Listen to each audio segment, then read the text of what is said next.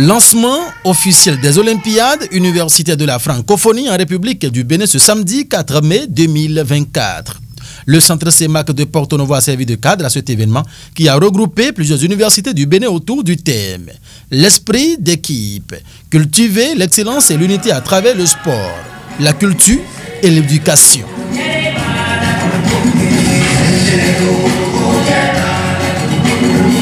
C'est un projet qui a pour objectif de créer une plateforme d'échange et d'opportunités pour les étudiants afin de révéler leurs talents dans 3 différents domaines.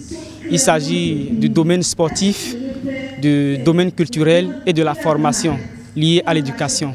Et pour la mise en œuvre de ce projet, plusieurs activités sont prévues dans tous les domaines retenus. Quand nous prenons le volet sportif, nous avons prévu des compétitions entre les universités impliquées dans ce projet, des compétitions dans le domaine du football, le volleyball, le basketball, le handball et la gymnastique en hommes et en dames. Dans le domaine culturel, nous avons prévu valoriser les loisirs liés à notre tradition, à la tradition africaine, notamment la marche fifia. Il y a la course en sac, une compétition qui auront lieu entre les étudiants des universités. Nous avons également prévu une compétition en art culinaire pour valoriser nos mets locaux, une compétition en chant, danse et théâtre pour révéler les talents de nos collègues étudiants dans le domaine artistique.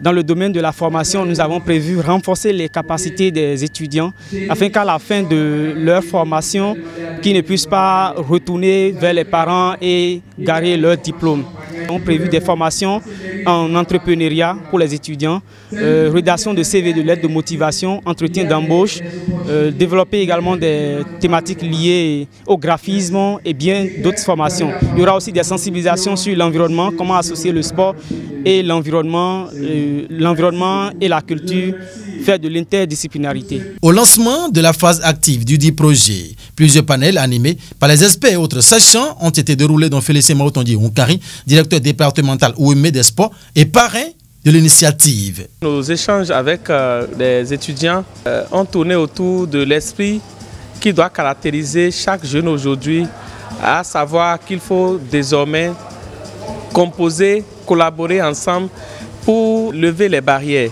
Aujourd'hui, nous voyons l'individualité qui prend le pas sur l'équipe, l'individualité qui prend le pas sur le collectivisme, et c'est important de montrer à la jeunesse que chaque chose doit avancer parce qu'il y a beaucoup de personnes qui interviennent.